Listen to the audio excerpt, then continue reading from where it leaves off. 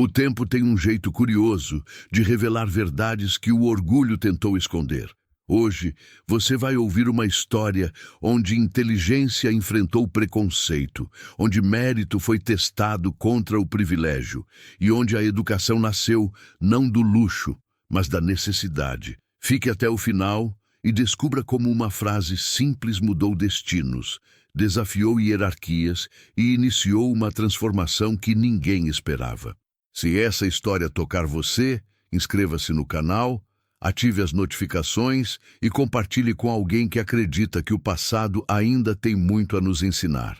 E me diga nos comentários o que o tempo já revelou sobre você. Eu me lembro como se fosse hoje, porque histórias assim ficam gravadas na pele, não na memória. O filho da empregada cresceu aprendendo cedo que a desigualdade social não pede licença, ela entra pela porta dos fundos. Enquanto alguns nasciam cercados de oportunidades, outros herdavam silêncio, olhares tortos e expectativas baixas. Ali, o preconceito não gritava, ele sussurrava, mas doía do mesmo jeito. E foi nesse cenário que a primeira semente da superação começou a ser plantada. A casa onde ele morava tinha paredes finas, mas sonhos grossos, difíceis de atravessar. A mãe limpava o chão dos outros enquanto o menino aprendia a andar, desviando da vergonha que tentavam impor. Na escola, o sobrenome pesava mais que o boletim, e a cor da pele parecia decidir o futuro antes da prova começar. Era como correr uma maratona com os pés amarrados e ainda ser acusado de falta de mérito. Mesmo assim, algo dentro dele se recusava a aceitar aquele roteiro. Havia dias em que o preconceito vinha disfarçado de conselho. Isso não é para você, diziam, com um sorriso que escondia desprezo. A desigualdade se tornava mais cruel justamente quando fingia ser cuidado. Cada frase dessas era uma tentativa de empurrá-lo de volta para o lugar que haviam escolhido. Mas inteligência, quando nasce da dor, aprende cedo a se defender. O menino observava tudo em silêncio, como quem estuda o mundo antes de enfrentá-lo. Ele percebia que justiça social era uma palavra bonita, mas rara nos corredores onde passava. Via colegas menos esforçados sendo exaltados apenas por pertencerem ao lugar certo. Isso não gerava ódio, mas despertava uma pergunta perigosa. E se eu for mais longe? Perguntas assim mudam destinos, mesmo quando ninguém percebe. Em casa, a mãe dizia pouco, mas o olhar dela dizia tudo. Havia cansaço, mas também uma coragem silenciosa que ensinava mais que discursos. Ela nunca prometeu caminhos fáceis, apenas insistiu que o estudo era uma saída possível. Naquele ambiente simples, a educação começava a ganhar forma como esperança concreta. Era ali que o mundo começava a ser desafiado. A desigualdade tentava moldá-lo, mas acabava afiando suas escolhas. Cada porta fechada se transformava em motivação, cada desprezo em combustível. Ele não queria vingança, queria justiça, mesmo sem saber ainda como alcançá-la. O preconceito ensinava, sem querer, a importância da estratégia e da paciência. E essa aprendizagem silenciosa preparava o terreno para algo maior. Porque quando a vida empurra alguém para a margem cedo demais, ou essa pessoa afunda, ou aprende a nadar contra a corrente usando tudo o que tem. E foi exatamente aí que ele descobriu que existiam lugares onde o conhecimento era livre. Lugares onde ninguém perguntava de onde você vinha, apenas o quanto queria aprender. E essa descoberta nos leva direto ao próximo capítulo dessa história. Foi dentro de uma biblioteca pública que ele entendeu que o mundo não era tão pequeno quanto diziam. O cheiro de livro antigo misturado ao silêncio respeitoso parecia um convite secreto à transformação. Ali, ninguém perguntava quem era sua mãe, nem quanto dinheiro havia em casa. Só importava a curiosidade, essa fome que não se sacia fácil. E foi nesse espaço simples que a educação começou a virar arma e abrigo ao mesmo tempo. Ele não tinha professores particulares, mas tinha disciplina e uma inteligência inquieta. Aprendia idiomas ouvindo fitas velhas, repetindo palavras até que a língua doesse. Cada novo idioma aprendido era uma fronteira derrubada dentro da própria mente. Enquanto o mundo dormia, ele estudava como quem constrói uma saída. Superação, ali, não era discurso bonito, era rotina silenciosa. As bibliotecas se tornaram refúgio contra o preconceito que o esperava do lado de fora. Entre estantes, ele descobriu que linguagem é poder, mas também inclusão. Ler ampliava o vocabulário, mas principalmente ampliava o lugar que ele ocupava no mundo. A educação autodidata ensinava algo que a escola nunca explicou direito: autonomia. E autonomia muda a forma como alguém encara a própria história. Não era fácil estudar com fome, com barulho, com medo do amanhã, mas havia uma espécie de justiça invisível nos livros, como se todos fossem bem-vindos ali. Cada página virada era um pequeno ato de coragem contra a desigualdade. Ele não estudava para provar nada a ninguém, estudava para não ser engolido pelo sistema. E, sem perceber, começava a ultrapassar limites que nunca lhe foram permitidos. Havia noites em que ele saía da biblioteca com a cabeça cheia e o bolso vazio. Mas o que carregava por dentro valia mais que qualquer privilégio herdado. Enquanto alguns recebiam atalhos, ele aprendia o caminho inteiro, pedra por pedra. Isso moldava caráter, ética e uma visão crítica do mundo. A educação ali deixava de ser conteúdo e virava identidade. Os idiomas não eram só palavras estrangeiras, eram novas formas de existir. Cada língua ensinava como diferentes povos pensavam, sentiam e resolviam conflitos. Isso o tornava mais empático, mais estratégico, mais preparado. O preconceito perde força quando encontra alguém que sabe se expressar. E ele estava aprendendo exatamente isso, em silêncio. Sem saber, aquela rotina o preparava para um choque inevitável. Porque o talento, quando cresce longe do privilégio, costuma incomodar. E o mundo corporativo não gosta de ser confrontado por quem veio do lugar errado. O que parecia apenas estudo, logo seria colocado à prova. E é aí que talento e classe social entram em rota de colisão. Quando ele entrou no ambiente corporativo, percebeu rápido que ali o talento nem sempre falava mais alto. Havia um código invisível, feito de sobrenomes, roupas certas e contatos herdados. Ele dominava idiomas, conceitos, estratégias, mas não pertencia ao clube. Era como chegar preparado para um jogo cujas regras nunca foram explicadas. E essa diferença começava a pesar mais que qualquer currículo.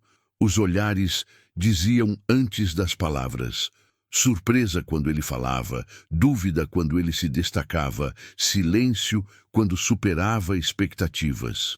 O privilégio de classe se protegia como podia, fingindo que mérito era exclusivo. Ali, inteligência sem pedigree era vista como ameaça. E ameaças raramente são recebidas com justiça. Havia reuniões em que suas ideias eram ignoradas até alguém adequado repeti-las. Outras vezes, recebia elogios travestidos de espanto, como se fosse exceção à regra. Isso não machucava só o ego, feria algo mais profundo, o senso de dignidade. A desigualdade se manifestava de forma polida, mas constante, e ele aprendia na prática como o sistema se defende. Mesmo assim, ele continuava entregando mais do que pediam. Trabalhava dobrado, não por ambição, mas por necessidade de se manter ali. Sabia que um erro seu pesaria mais que 10 erros dos outros. Talento, quando nasce fora do privilégio, vive sob vigilância. E essa pressão constante cobra um preço alto. Em conversas de corredor, percebia o abismo entre histórias. Alguns falavam de intercâmbios, heranças e indicações familiares. Ele pensava nas bibliotecas públicas, na mãe exausta, nas noites sem descanso. 2 mundos ocupando o mesmo prédio, mas nunca o mesmo espaço. E essa distância alimentava um conflito silencioso. Havia momentos em que ele se perguntava se valia a pena. se toda aquela superação encontraria algum reconhecimento real. Mas algo dentro dele recusava a ideia de recuar. Não era orgulho, era consciência de mérito. E consciência, uma vez desperta, não aceita mais migalhas. O talento dele crescia, e com isso crescia também o incômodo ao redor. Porque o privilégio tolera desigualdade, mas não tolera ser exposto. Era só questão de tempo até que o desconforto virasse ataque direto. E quando isso acontece, o poder mostra sua face mais cruel. É aí que a humilhação deixa de ser sutil e se torna pública. A humilhação não veio de repente, ela foi sendo construída aos poucos. Começou com interrupções, piadas disfarçadas e questionamentos desnecessários, até que um dia, diante de todos, o poder decidiu se afirmar. Era menos sobre erro e mais sobre colocá-lo no lugar. E esse tipo de abuso deixa marcas que não aparecem no currículo. O chefe falava alto, mas o silêncio da sala falava mais. Ninguém intervinha, ninguém discordava, ninguém olhava nos olhos. Ali, a desigualdade social se materializava em forma de constrangimento público. O preconceito não precisava mais se esconder atrás da educação. Ele agora se sentia autorizado pelo cargo. Cada palavra dita tinha o peso de quem sabe que não será contestado. O abuso de poder se alimenta desse medo coletivo. Enquanto um humilha, muitos se calam para preservar privilégios. E quem sofre aprende rápido que justiça não é automática. Ela precisa ser provocada. Por dentro, ele sentia a velha mistura de raiva e impotência. Mas algo havia mudado desde os tempos da biblioteca. A educação tinha lhe dado vocabulário, mas também estratégia. Ele já não era apenas resistência, era consciência. E consciência escolhe quando reagir. A humilhação tentou reduzi-lo à origem, ao passado, à mãe, como se o esforço de uma vida pudesse ser descartado com sarcasmo. Mas aquela cena não gerou submissão, gerou clareza. O problema nunca foi competência. O problema era o medo que o talento desperta em estruturas frágeis. Depois da reunião, alguns vieram oferecer apoio em sussurros. Palavras baixas, cheias de medo, vazias de ação. Ele agradeceu, mas entendeu algo fundamental. Solidariedade sem coragem mantém tudo exatamente como está. E ele já não aceitava isso. Naquele dia, ele decidiu que não carregaria mais a injustiça sozinho. Não reagiria com gritos, mas também não aceitaria o silêncio. Era hora de transformar dor em posicionamento. E isso exige um tipo raro de força. A força que nos leva a confrontar o poder sem perder a ética. Porque enfrentar injustiças não é sobre explosão emocional, é sobre coragem moral. Aquela que se sustenta mesmo quando o risco é alto. E essa coragem começaria a se manifestar de forma calculada. Nada impulsivo, nada ingênuo. O próximo passo seria decisivo. Coragem moral não faz barulho. Ela se organiza por dentro. Depois da humilhação, ele passou dias observando, anotando, lembrando detalhes. Não buscava vingança, buscava justiça social com fundamento. A inteligência ali começou a trabalhar a favor da estratégia. Cada passo precisava ser firme, porque o sistema pune quem erra o timing. Ele sabia que enfrentar o abuso exigia mais do que indignação. Exigia provas, linguagem adequada e controle emocional. Enquanto muitos confundem coragem com confronto imediato, ele escolheu preparação. A educação autodidata tinha lhe ensinado exatamente isso. Pensar antes de agir também é uma forma de superação. Havia medo, claro, mas não paralisante. Era um medo lúcido, que mede riscos e aceita consequências. Ele entendia que o privilégio de classe protege seus próprios membros. Mas também sabia que o abuso de poder deixa rastros, e rastros podem ser seguidos. Ele começou a buscar aliados silenciosos, pessoas que também haviam sentido a injustiça, mas nunca nomearam. A linguagem se tornava ferramenta de inclusão quando dava voz ao que era reprimido. Nomear o problema já era um ato de coragem. E aos poucos, o isolamento começava a rachar. Cada conversa era cuidadosa, cada palavra escolhida. Não se tratava de acusar, mas de construir um quadro claro. A ética guiava tudo, porque qualquer deslize seria usado contra ele. Justiça sem ética vira argumento fraco. E ele sabia disso melhor que ninguém. Havia noites em que o cansaço quase vencia. Mas ele lembrava da mãe, das bibliotecas, das portas fechadas. Tudo aquilo tinha lhe ensinado a não recuar diante do desconforto. Coragem moral não elimina o medo, ela caminha com ele. E isso muda tudo. Quando chegou o momento de agir, ele já não estava sozinho, nem despreparado, nem impulsivo. O confronto não seria grito, seria exposição de fato. E fatos têm uma força que o poder teme. Era hora de usar a linguagem como arma legítima. Quando ele finalmente falou, não levantou a voz, levantou o nível da conversa. Usou a linguagem como quem constrói uma ponte, não como quem atira pedras. Cada palavra foi escolhida com cuidado, precisão e propósito. Ali não havia improviso, havia preparo, e preparo intimida mais do que agressividade. Ele apresentou fatos, contextos e padrões que não podiam mais ser ignorados. Falou com clareza, sem rancor, sem submissão.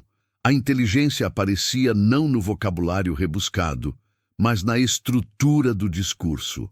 A linguagem deixava de ser defesa e se tornava instrumento de poder. E o ambiente sentiu a mudança imediatamente. Alguns rostos demonstravam desconforto, outros surpresa genuína.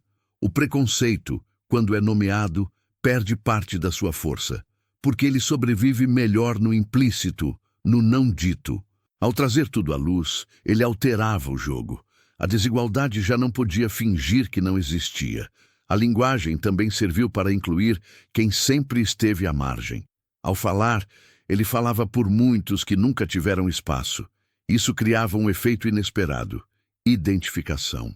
Pessoas que antes se calavam começaram a se reconhecer naquela fala. E reconhecimento gera movimento. Não havia ataque pessoal, apenas exposição de práticas. Essa diferença é fundamental quando se busca justiça real. Ele mostrava que ética e firmeza podem coexistir. E isso desmontava a narrativa de que questionar é sinônimo de rebeldia. Questionar ali era maturidade. O silêncio que se seguiu não era mais de medo. Era um silêncio de reflexão forçada. A linguagem tinha feito o que o confronto bruto jamais faria. Tinha aberto uma fresta de consciência. E consciência, uma vez aberta, não se fecha fácil. Mas falar é só uma parte do processo.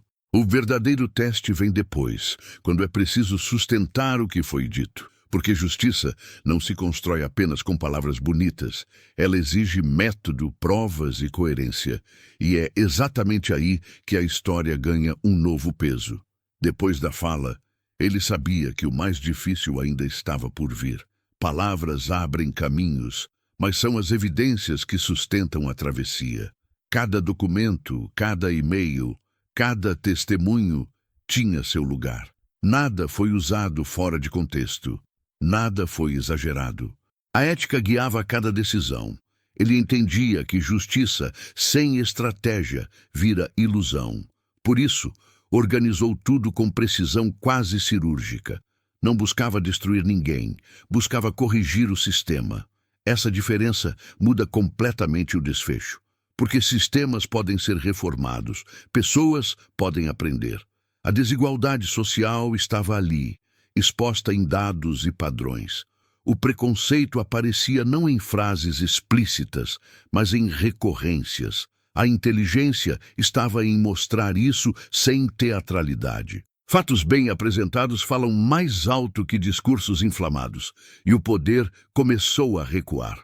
Alguns tentaram desqualificá-lo, como era esperado. Questionaram intenções, origem, até o tom usado. Mas a consistência das evidências desmontava qualquer ataque. Quando tudo é construído com ética, sobra pouco espaço para manipulação. E isso gera respeito, mesmo contra a vontade. Houve resistência, claro, porque privilégios não cedem facilmente. Mas algo havia mudado no ambiente. As pessoas começaram a prestar mais atenção, a documentar, a refletir. A justiça ali deixava de ser abstrata, ela ganhava forma prática. Em meio a tudo isso, algo inesperado começou a acontecer. O próprio opressor passou a ser confrontado pelos fatos. Não por gritos, mas por realidade. E a realidade tem um efeito difícil de ignorar, especialmente quando não há mais como negá-la. Esse processo não terminou em punição imediata, terminou em transformação silenciosa. Porque quando alguém é forçado a enxergar o impacto das próprias ações, algo se move. Nem sempre para reparar tudo, mas para mudar o suficiente. E essa mudança ecoaria muito além daquela sala. Ninguém esperava uma mudança imediata, muito menos um pedido de desculpas público. Mas o comportamento começou a mudar nos detalhes, que são sempre os mais sinceros. O tom das reuniões, as interrupções, as escolhas de quem era ouvido. O poder, quando confrontado com ética e evidência, às vezes aprende. Não por bondade, mas por consciência forçada. O homem que antes ria, agora observava mais. O sarcasmo deu lugar ao silêncio atento. Não era redenção completa, mas era um deslocamento real. E deslocamentos assim alteram estruturas, mesmo que lentamente. A verdadeira transformação, porém, não estava apenas nele, estava no ambiente que se tornou mais atento às injustiças. Jovens talentos começaram a ser notados antes de serem esmagados. A linguagem de inclusão passou a circular com mais naturalidade, e isso muda trajetórias. O filho da empregada não se tornou símbolo por escolha.